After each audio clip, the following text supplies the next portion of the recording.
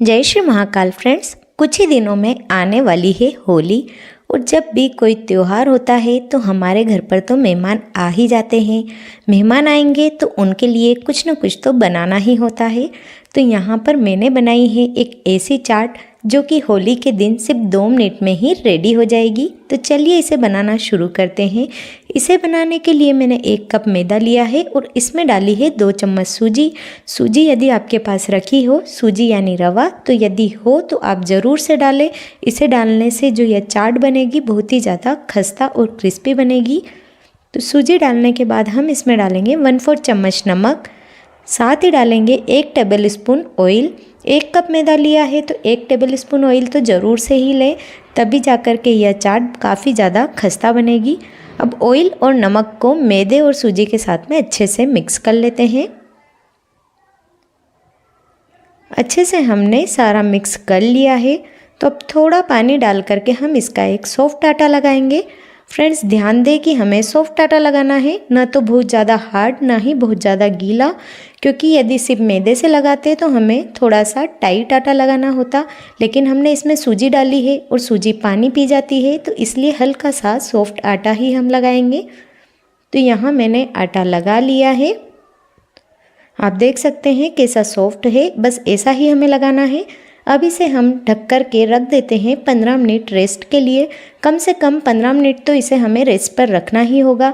तब तक हम बाकी की तैयारी कर लेते हैं। अब चाट बना रहे हैं तो चाट के लिए स्पेशल होती है खास इसकी चटनियाँ यदि अच्छी होगी तो चाट वैसे ही बहुत टेस्टी लगेगी। तो यहाँ मैं बना रही हूँ धनिया की तीखी वाली चटनी। तो जार में मैंने थोड़ा धनिया डाल दिया है, साथ ही डाली है 3 हरी मिर्च। यह चटनी थोड़ी तीखी ही अच्छी लगती है, इसलिए मैंने 3 हरी मिर्च डाली है। अब इसी टाइम पर हम इसमें डालेंगे थोड़ा नमक, साथ ही इसको बिल्कुल मार्केट वाला फ्लेवर देने के लिए डाली है 1 बड़ा चम्मच सेव। जो भी नमकीन या सेव आपके पास हो वह डाल दे। अब थोड़ा सा पानी डाल करके हम इसका एक ढक्कन लगा देंगे और इसे बिल्कुल बारीक ग्राइंड कर लेंगे। तो यह लीजिए हमारी तीखी वाली हरी चटनी बनकर के तैयार है। अब हम चाट बना रहे हैं और इस चाट में हमें दही की भी आवश्यकता रहेगी। तो यहाँ मैंने 1 कप दही लिया है। दही बिल्कुल गाढ़ा है। चाट के लिए जब भी आप दही लें तो उसे गाढ़ा ही लें और ना ही बहुत ज़्यादा खट्टा होना चाहिए। लेकिन दही में हल्का सा मीठा फ्लेवर आता है तभी चाट अच्छी लगती है। तो मैंने इसमें 1.5 चम्मच चीनी और साथ ही थोड़ा सा नमक डाल दिया है। अब इसे अच्छे से विस्कर से विस्क कर लेते हैं, जिससे कि चीनी और नमक भी अच्छे से दही में घुल जाएंगे और इसमें बिल्कुल भी लम्स नहीं रहेंगे। बिल्कुल क्रीमी हमारा दही हो जाएगा। तो हमने दही को अच्छे से फेंट लिया है। तो यहाँ हमारा मीठा फ्लेवर वाला दही भी बनकर के तैयार है। तो अब इसे हम साइड में रख देते हैं। हमने हरे धनिया की तीखी चटनी भी बना ली, मीठा दही भी रेडी कर लिया। इमली की खट्टी मीठी चटनी तो मेरे पास वैसे भी फ्रिज में रखी रहती है, तो वह मेरे पास है। अब यहाँ आटे ने भी 15 मिनट के लिए रेस्ट कर लिया है। इसे अच्छे से हाथ से नीट कर लेते हैं। अब आटे में से थोड़ा सा आटा लेकर के हम इसकी एक बॉल बनाएंगे।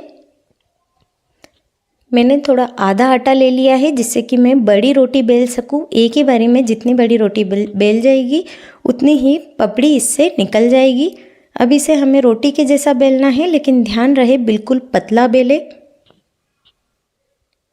बिल्कुल पतला रहेगा तो पपड़ी उतनी ही ज़्यादा क्रिस्पी बनेगी और उतनी ही ज़्यादा कुरकुरी लगेगी। तो अच्छे से हमने इसे बिल्कुल पतला और बड़ा सा बेल लिया है। अब हम एक फोक लेंगे और उसकी मदद से इसमें छेद कर देंगे। छेद करने से यह फूलेगी नहीं और बिल्कुल क्रिस्पी बन करके निकलेगी, इसलिए इसमें छेद करना बिल्कुल ना भूले। तो पूरी रोटी पर हमने अच्छे से छेद कर लिए हैं। अब इस प्रकार का कोई भी एक ढक्कन लेंगे, जिस प्रकार की आपकी साइज को पपड़ी चाहिए, जितनी बड़ी साइज की चाहिए उतना बड़ा आप ढक्कन ले लें और ढक्कन से दबाते हुए इस प्रकार से ढक्कन को घुमा दें। तो आपको ऐसी छोटी छोटी सी सेम साइज की पूरियाँ मिल जाएगी। तो पूरी रोटी में हमने इस प्रकार से कट लगा लिए हैं। अब एक्स्ट्रा आटा को हम हटा देंगे। जो भी एक्स्ट्रा आटा बचा है उसे हम जो पहले से बचा हुआ आटा है उसी में मिक्स कर देंगे और फिर से इस प्रकार से रोटी बेल करके इसमें से पूरियाँ निकाल लेंगे छोटी छोटी सी। तो यहाँ आप देख सकते हैं हमारी छोटी छोटी सी पूरियाँ रेडी है। हमने पहले से ही कढ़ाई में तेल गर्म होने के लिए रख रखा था। जैसे ही तेल तेज गर्म हो जाए हम इसमें एक एक करके यह पूरी डाल देते हैं।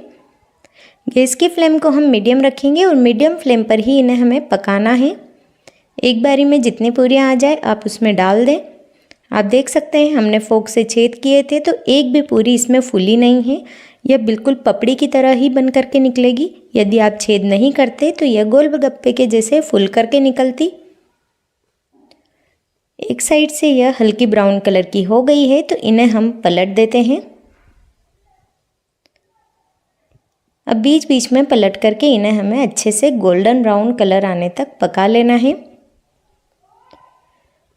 थोड़ी देर के बाद ही पपड़ियों में अच्छे से गोल्डन ब्राउन कलर आ गया है तो इन्हें हम तेल से बाहर निकाल लेते हैं। और बाकी की पूरियाँ भी मैंने इसी प्रकार से बड़ी रोटी बेल करके काट ली थी ढक्कन की मदद से। तो इन्हें भी हम गर्मा गर्म तेल में डाल देते हैं। इसी प्रकार से सारे आटे की आप पूरियाँ बनाते जाएं और इस प्रकार से डालते जाएं।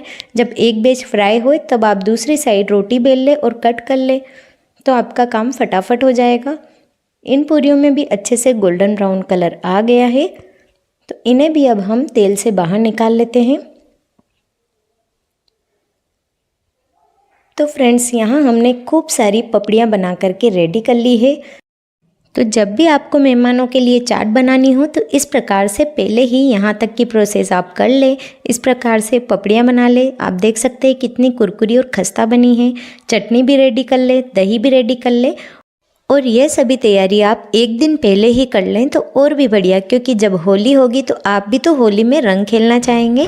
बस एंड टाइम पर आप काटे प्याज, उबले हुए आलू, यदि आपके पास में चने हों भिगे हुए तो उन्हें भी आप यूज़ कर सकते हैं, स्प्राउट भी यूज़ कर सकते हैं।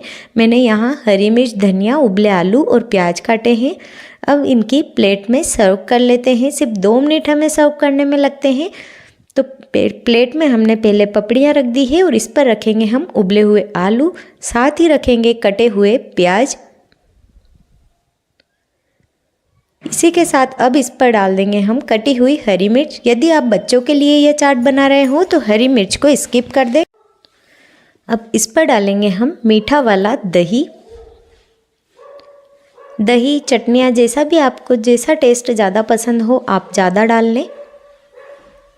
दही डालने के बाद में इसमें डालेंगी मैं हरी वाली तीखी चटनी। हरी वाली तीखी चटनी तो हमने अभी ही बनाई है, लेकिन जैसा कि मैंने आपको बताया था कि इमली की खट्टी मीठी चटनी मेरे पास फ्रिज में रखी ही रहती है, तो वह मेरे पास पड़ी हुई थी। अक्सर मैं कभी कभी चाट बनाती हूँ तो उसमें मुझे लगती है तो मैं उसे बना करके रख देती हूँ। आप भी एक बार बना ले और फ्रिज में स्टोर करके रख सकते हैं। 15 से 20 दिन यह बिल्कुल भी ख़राब नहीं होती है। ऊपर से डालेंगे हम इसमें काला नमक, साथ ही डालेंगे थोड़ा सा चाट मसाला और भुना हुआ जीरा पाउडर। इसी के साथ हम इसमें डालेंगे लाल मिर्च पाउडर,